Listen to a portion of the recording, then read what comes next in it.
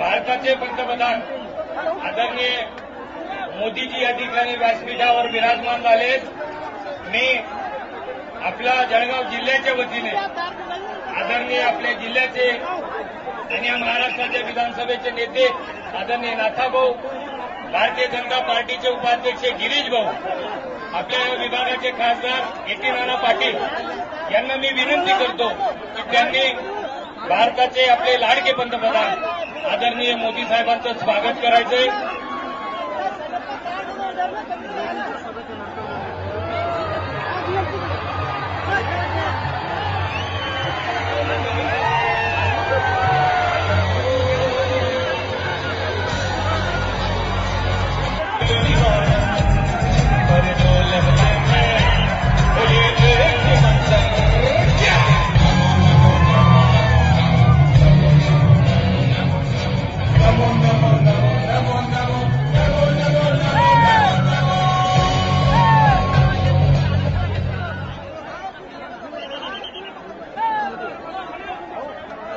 देशाचे आपले सगळ्यांचे लाडके नरेंद्रभाई मोदीजी आपल्याला संबोधित करतायत.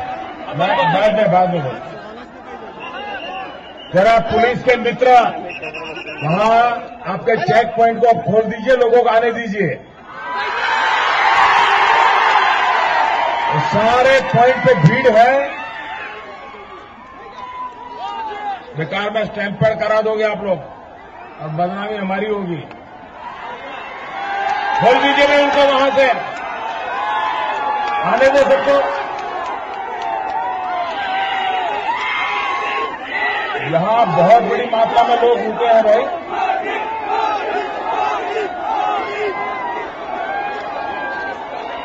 हाँ खोल दीजिए, आने दीजिए सबको.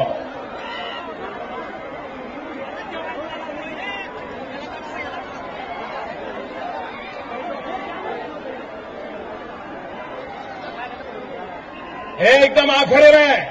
जो बाहर बाहर यहां से मुझे नजर न पहुंचे इतने लोग बेचारे लाइन में खड़े हैं.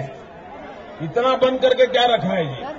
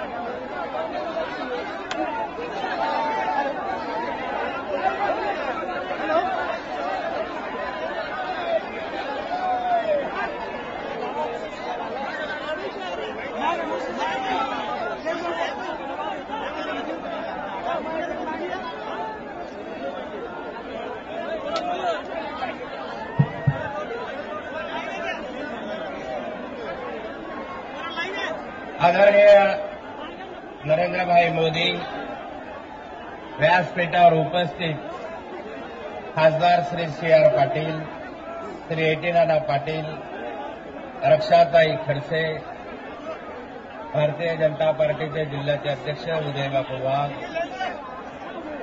आदरणीय गिरीश भाऊ महाजन, श्री सावकारे, सर्व व्यासपीठावर उपस्थित उमेदवार, सर्व पदाधिकारी, उपस्थित सर्व कार्यकर्ते, बंधू भगिनी आणि मित्रांनो, आधी खाली बसा. तुम्ही खाली बसा. खाली बसा.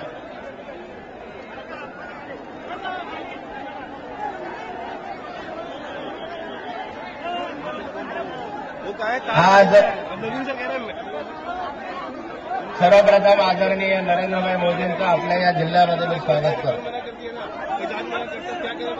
गेले 15 वर्ष झाले या महाराष्ट्रामध्ये आघाडीचं सरकार आहे आणि आता 15 तारखेला आपल्याला या महाराष्ट्रामध्ये विधानसभेसाठी मतदान करायचं आहे. या मतदानाद्वारे या 15 वर्षामध्ये या राज्यामध्ये असलेलं घोटाळ्यांचं सरकार, हे सर्वाधिक भ्रष्ट असलेलं सरकार, हे आपल्याला घालवायचं आहे आणि नवीन मोदीजींच्या नेतृत्वाखाली एक विकासाची दृष्टी असणारं नवीनच सरकार या ठिकाणी आपल्याला आणायचं आहे. 15 वर्ष झाले महाराष्ट्रामधल्या या सरकारने आपल्याला काय दिलं तर 15 वर्षामध्ये महाराष्ट्रामध्ये सर्वाधिक घोटाळे या महाराष्ट्रामध्ये झाले. सिंचनाचा घोटाळा, जमिनीचा घोटाळा, चाऱ्याचा घोटाळा, जिथे नाही तिथे घोटाळे केले आणि करोडो रुपयाची हानी या महाराष्ट्राच्या निधीची झाली. महाराष्ट्र हे सर्वाधिक कर्जबाजारी राज्य कोरोनाच्या राज्याची तुलना आहे. महाराष्ट्रामध्ये सर्वात जास्त शेतकऱ्यांनी आत्महत्या केल्या. दलितांवर, आदिवासींवर अत्याचार मोठ्या प्रमाणावर या महाराष्ट्रामध्ये 15 वर्षामध्ये वाढले. महाराष्ट्र विकासाच्या दृष्टीने पुढे गेला, मंत्र्यांचा विकास झाला, पण शेतकरी बकास झाला. आज आपण पाहतो आहोत की 15 वर्ष झाले महाराष्ट्रामधलं लोड शेडिंग, विजेचं लोड शेडिंग हे आता 18 ते 20 तास विजेचं लोड शेडिंग सुरू आहे. अंधारामध्ये आपल्याला राहावं लागतं आणि दर निवडणुकीमध्ये काँग्रेस आणि राष्ट्रवादी काँग्रेसवाले आपल्याला सांगतात की लोड शेडिंग मुक्त महाराष्ट्र. या ठिकाणी अजितदादा पवार सांगतात मोफत आणि मुबलक वीज, परंतु आपल्याला आतापर्यंत मोफत आणि मुबलक वीज मिळाली नाही. अजितदादांच्या या पोकळ घोषणा ऐकून ऐकून कंटाळा आला आणि इकडे बाकी म्हणतात अजितदादा एक ही वादा. आता या दादालाच आपण विचारणार आहोत कि दादा कहा गया तुम्हारा बिजली का वादा. ऐन दिवाळीला, दसऱ्याला आणि आता दुर्गोत्सवामध्ये आपण पाहिलं तर दुर्गोत्सवामध्ये ज्यावेळेस दुर्गेची पूजा होते त्यावेळेस अंधार, काही कार्यक्रम आपले असले की अंधार. त्यामुळे आता या महाराष्ट्राला अंधारातून उजेडाकडे जायचं असेल तर आपल्याला या ठिकाणी बदल केला पाहिजे. दुर्दैवाने या महाराष्ट्रामध्ये शिवसेना भारतीय जनता पार्टीची युती तुटली. एक 25 वर्ष झाली आपली ही युती. मला मुख्यमंत्री व्हायचा या महत्वाकांक्षेमुळे तुटली आणि या ठिकाणी आत्ता बाकी आपल्याला भाजपावर टीका करतात. दिल्लीवरून अफजल खानाची फौज ही महाराष्ट्रामध्ये प्रचाराला आली है. महाराष्ट्र में अफजल खान की फौज आ गई है, ऐसा भी टीका टिप्पणी हो रही है. पर यही अफजल खान के साथ 25 साल आपने क्यों निकाले? जब अफजल खान के फौज थे तो 25 साल आपको इनके साथ रहने में मजा क्यों आया? और आज भी अफजल खान की फौज आ रही है तो अफजल खान की फौज में आप शामिल क्यों हो? आता का शामिल आहात तुम्ही? का बाहेर निघत नाहीये? आणि अफजल खानच्या या जनानखान्यामध्ये तुम्ही सांगतात मग कशासाठी राहतात या ठिकाणी? म्हणजे एका बाजूला स्वतःच्या महत्वाकांक्षेसाठी युती तोडायची आणि त्याच्यामध्ये भाजपने खंजीर खुपसला असं म्हणायचं, विश्वासघात केला असं म्हणायचं. भारतीय जनता पार्टीने कधीही विश्वासघात केलेला नाही आणि भारतीय जनता पार्टी हे यांच्यासारख्या विश्वासघातकी लोकांचे नाही. एका बाजूला युती करायची आणि दुसऱ्या बाजूला युतीच्या पाठीमध्ये खंजीर खुपसायचा, हे धोरण भारतीय जनता पार्टीने कधी अवलंबलं नाही. तुम्ही पाहिलं असेल विश्वासघात कोणी केला या जळगाव जिल्ह्यामध्ये? विश्वासघात कोणी केला? शिवसेनेने केला.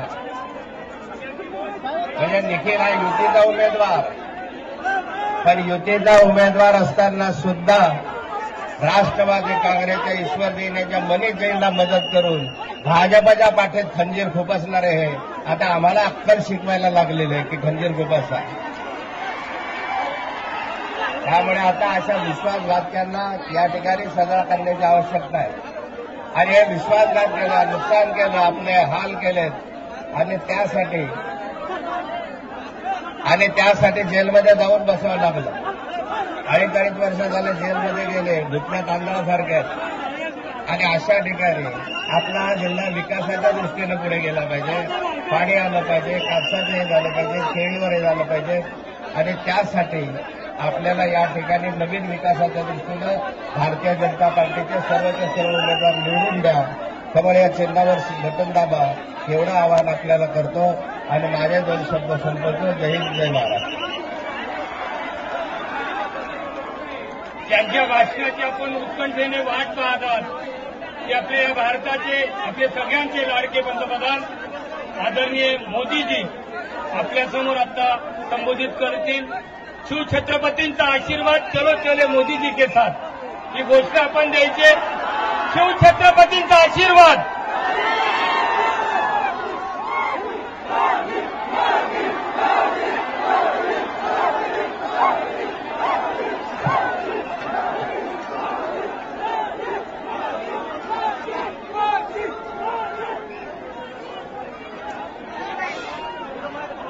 कसं काय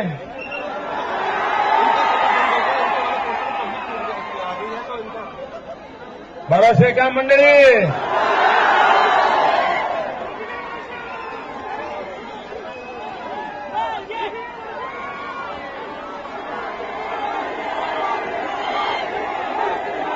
मंच पर विराजमान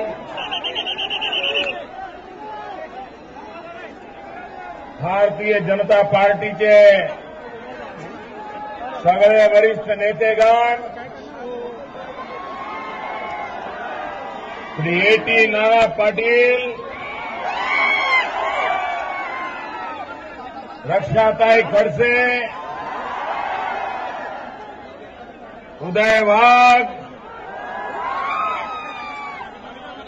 गुरुक्ता जगवानी, स्मिताताई वाघ, किशोर कालकर, श्री एकनाथ खडसे, गिरीश महाजन, मच्छिंद्र पाटील, हरिभाऊ जावळे, संजय सावकारे, जगदीश वालवे, अनिल पाटील, PC आभा पाटील, राजू मामा गोले, उन्मेष पाटील, उत्तमराव महाजन और विशाल संख्या में पधारे हुए मेरे प्यारे मतदाता भाइयों का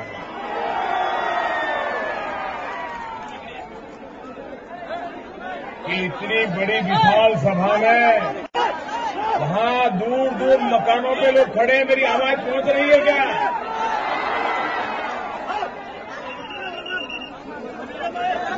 जहां जहां मेरी नजर पहुंच रही है, माथे ही माथे नजर आ रहे हैं.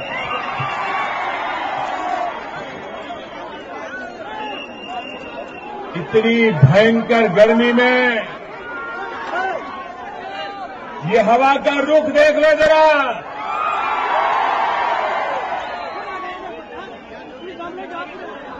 मैं जब अमेरिका में था तो यहां के कांग्रेस के नेताओं के बयान मैंने पढ़े, एनसीपी के नेताओं के बयान पढ़े. वो कह रहे थे ये प्रधानमंत्री ये महाराष्ट्र के इतनी बार आने का क्यों सोच रहा है? कल तो कांग्रेस के और एनसीपी के नेताओं ने कह दिया, क्या देश का प्रधानमंत्री क्या तालुके में भी जाएगा क्या?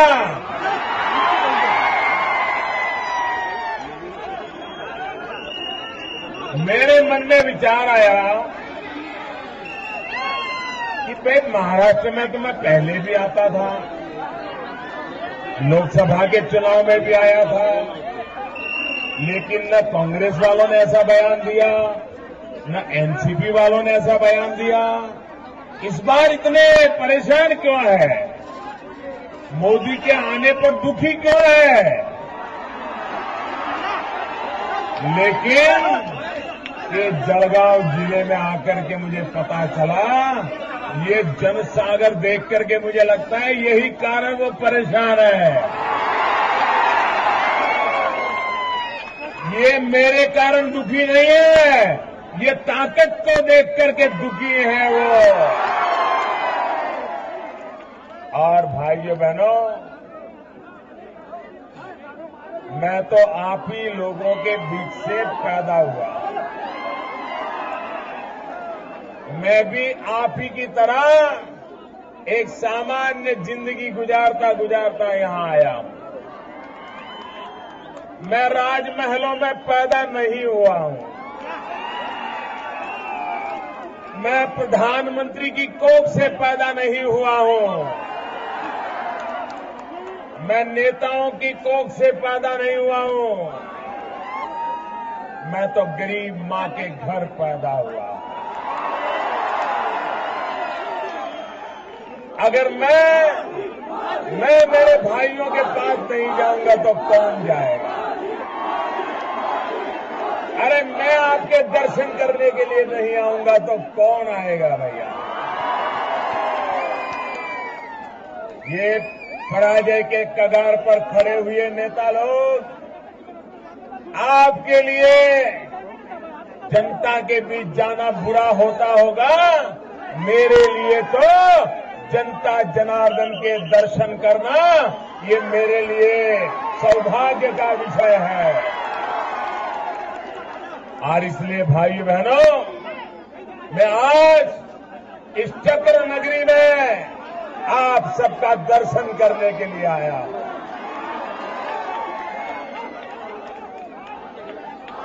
भाइयों बहनों,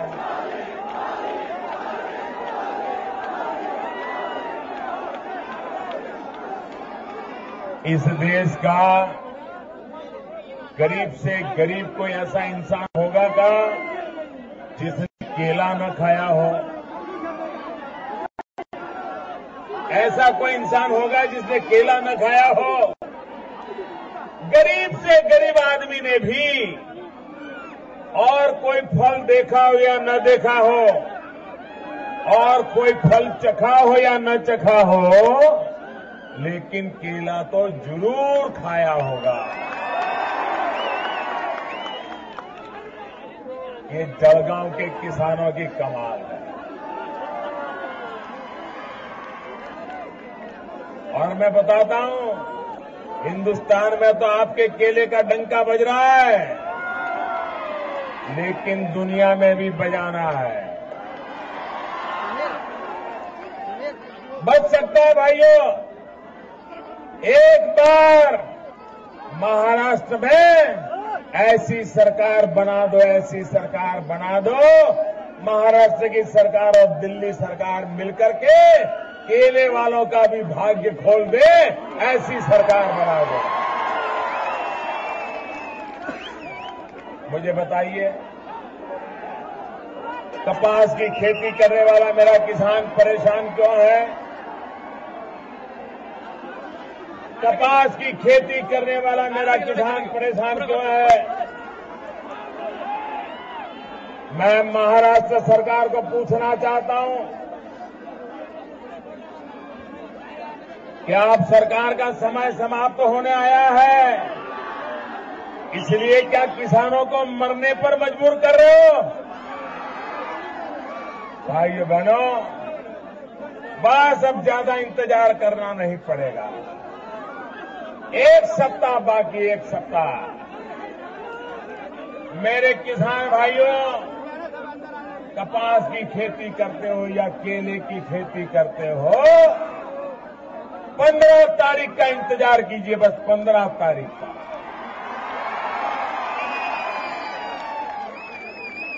15 तारीख को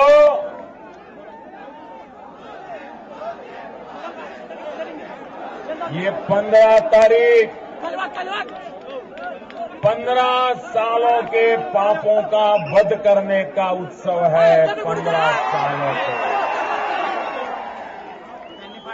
ये 15 तारीख 15 साल की बुराइयों को खत्म करने का उत्सव है भाइयों बहनों, उत्सव है।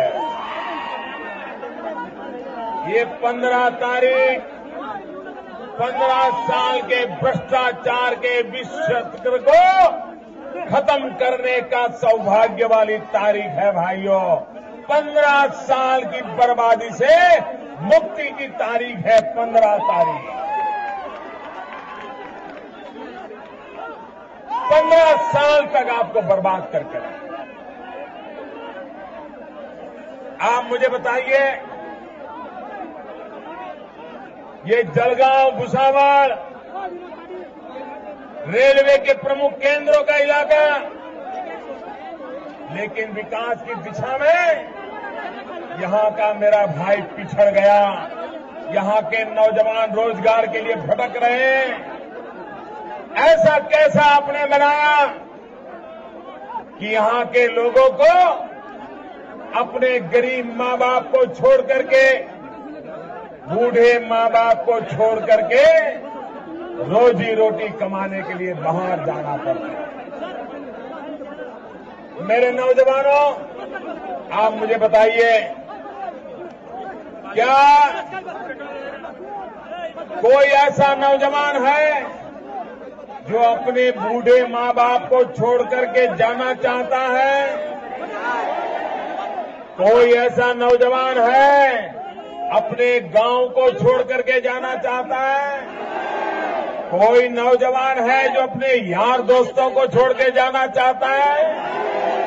हर कोई अपने जन्मभूमि को ही कर्मभूमि बनाना चाहता है। हर नौजवान चाहता है उसे अपने जन्म के स्थान पर ही काम मिले। मिलना चाहिए कि नहीं मिलना चाहिए? रोजगार मिलना चाहिए कि नहीं मिलना चाहिए? हमारी सरकार का यही सपना है। आपको अपना गांव न छोड़ना पड़े, गरीब बूढ़े मां बाप को छोड़ना न पड़े, खेत और खलिहान छोड़ना न पड़े, यार दोस्तों को छोड़ना न पड़े। ऐसा आर्थिक विकास हो कि आप अपने गांव में भी रोजी रोटी कमा सको। ये सपना लेकर के मैं आज आपके पास आया हूं। भाइयों बहनों, मुझे बताइए, ये महाराष्ट्र में जो सरकार है, उन सरकारों ने भ्रष्टाचार करने में कोई कमी छोड़ी है क्या? कोई कमी छोड़ी है क्या भाई? कोई ऐसा क्षेत्र है जिसमें भ्रष्टाचार न किया हो? कोई ऐसा क्षेत्र है जिसमें भ्रष्टाचार न किया हो? अरे मध्याह्न भोजन में बालकों की थाली से मैं भी चोरी कर ली, बालकों की थाली से करगिल के शहीदों की विधवाओं के घर लूट लिए भाइयों, घर लूट लिए। किसान का पानी लूट लिया, किसान की बिजली लूट लिया। आप मुझे बताइए, आपको लोड शेडिंग से मुक्ति चाहिए कि नहीं चाहिए? मुक्ति चाहिए कि नहीं? भाइयों बहनों, आपको बिजली मिल रही है क्या? ये बिजली नहीं मिलने के लिए कौन पापी है मालूम है? कौन पापी है? कौन पापी है? कैसे है मैं बताऊं? देखिए, आप भी सूर्यपुत्री तापी के किनारे पर हैं, हम भी सूर्यपुत्री तापी के किनारे पर हैं। भाइयों बहनों, भाई यहां पर अब आगे आने की जगह नहीं है, मेहरबानी करके वहीं रह जाइए। अब इतना बड़ा मैदान भी छोटा पड़ गया, मैं क्या करूं भैया? ये आपका प्यार है, मैं आपके प्यार के लिए आभारी हूं। लेकिन बस एक 15 मिनट शांति रखिए दोस्तों, 15 मिनट। भाइयों बहनों,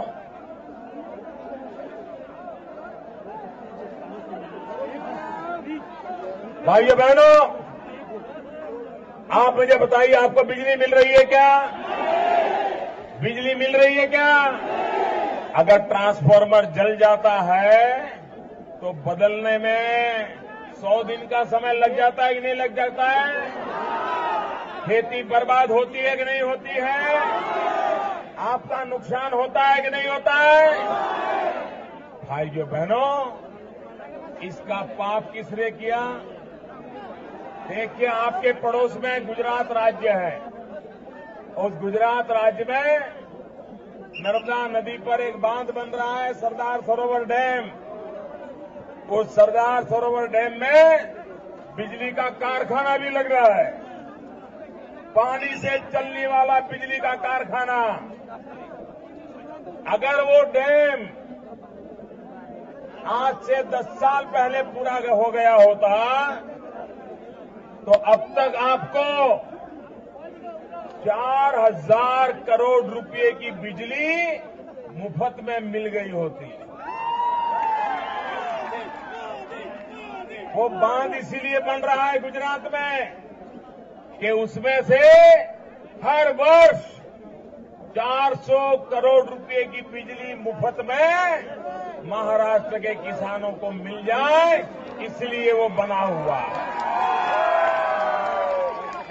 लेकिन दिल्ली में बैठी हुई कांग्रेस सरकार ने 10 साल उस डैम का काम रोक दिया।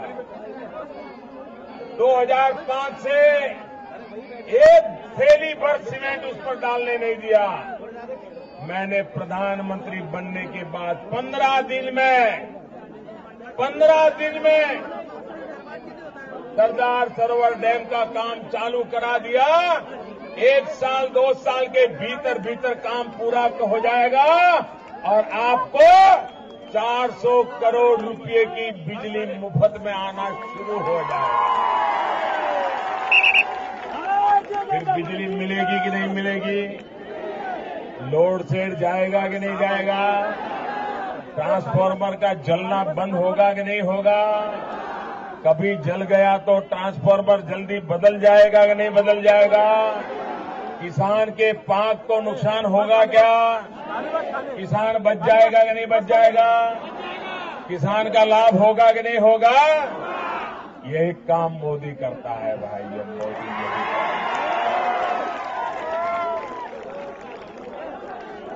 भाइयों बहनों, ये कांग्रेस वाले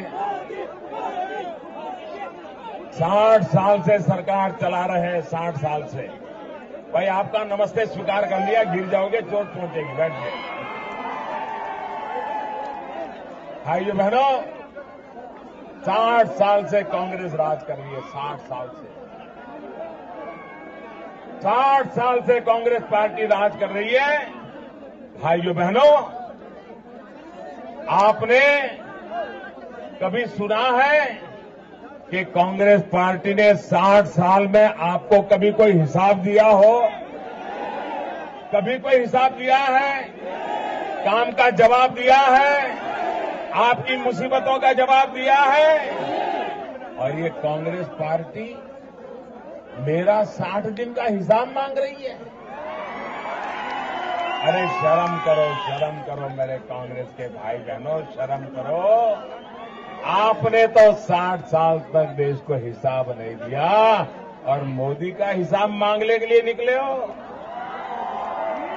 भाइयों बहनों, कांग्रेस ने भले आपको 60 साल तक हिसाब नहीं दिया होगा, लेकिन मैं तो आपको पल पल का हिसाब दूंगा, पाई पाई का हिसाब दूंगा,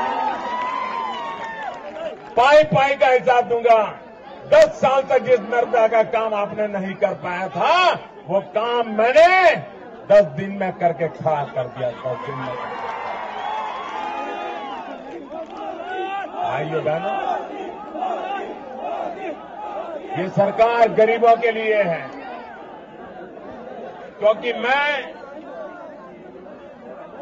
मैंने गरीबी देखी।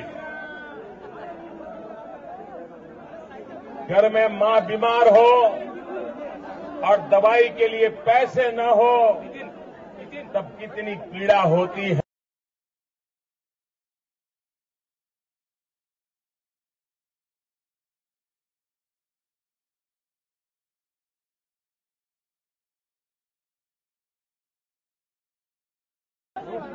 मुझे गरीबी क्या होती है, गरीब की मुसीबतें क्या होती है, इसका पूरा पूरा अनुभव है।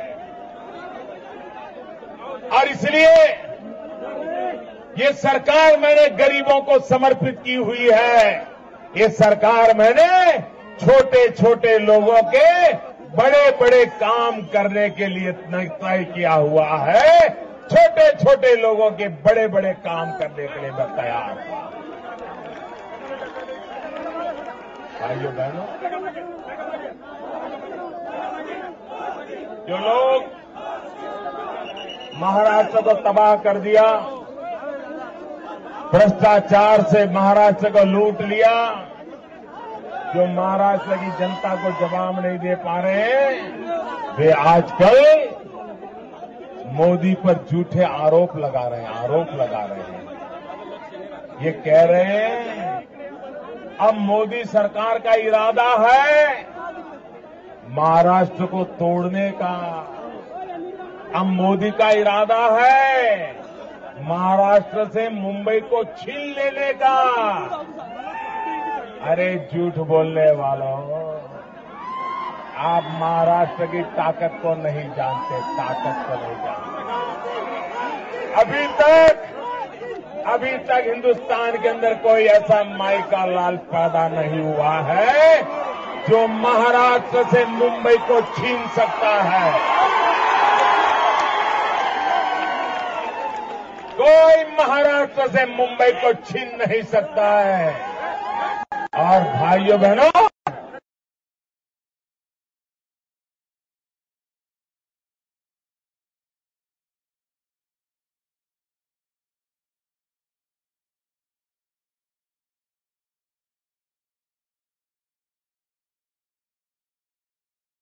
और महाराष्ट्र चलता है तब देश चल पड़ता है। मुंबई और महाराष्ट्र ठप हो जाता है तो पूरा हिंदुस्तान ठप हो जाता है। हम मुंबई और महाराष्ट्र की ताकत को जानते हैं।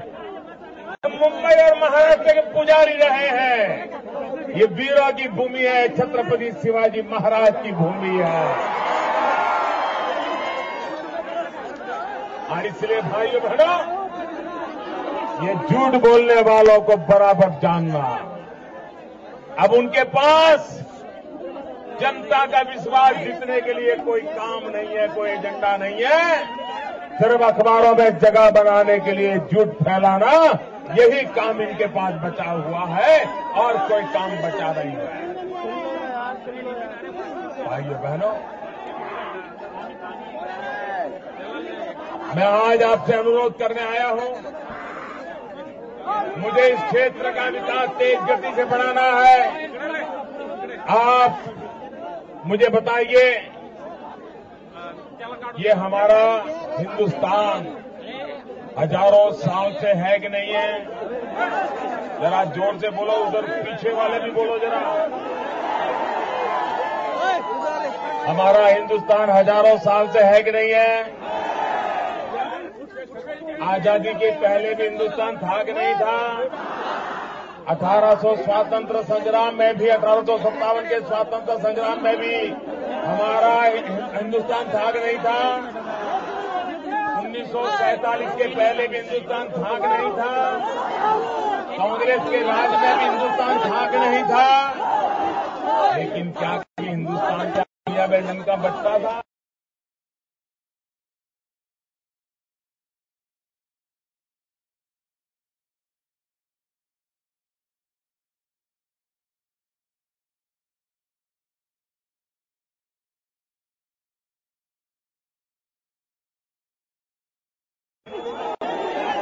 कैसे बज रहा है भाइयों?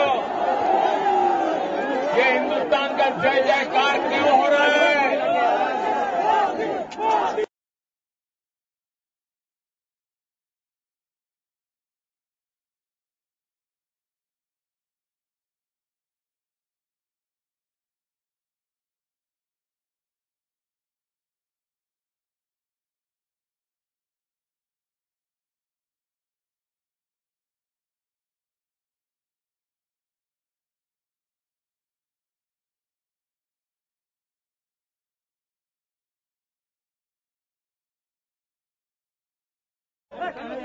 दिल्ली में एक पार्टी की मजबूत सरकार बनाई है, पूर्ण बहुमत वाली सरकार बनाई है और इसके कारण आज दुनिया के अंदर हिंदुस्तान की चर्चा होना शुरू हुआ है।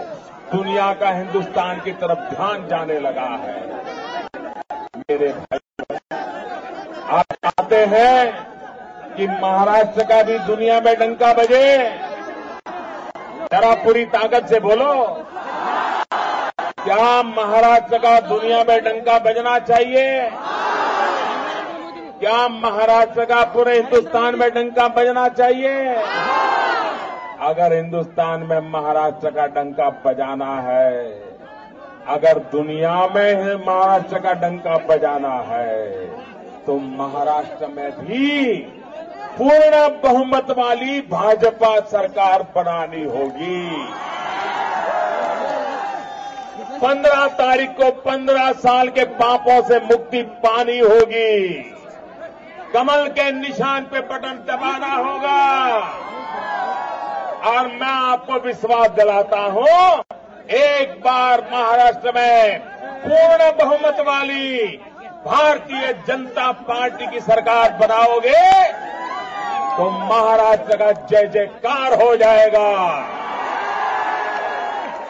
छत्रपति शिवाजी महाराज का दुनिया में नाम गूंजने लग जाएगा। और इसलिए भाइयों,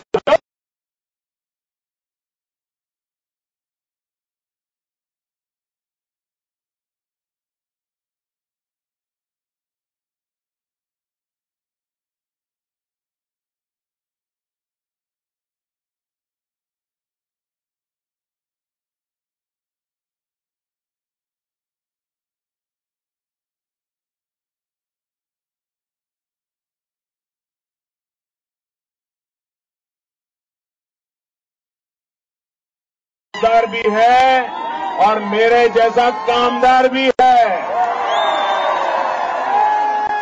मैं इस देश का कामदार हूं, ये सारे आपके भावी आमदार हैं और यहां पर आपके खासदार भी है। अच्छा मेरे बहनों,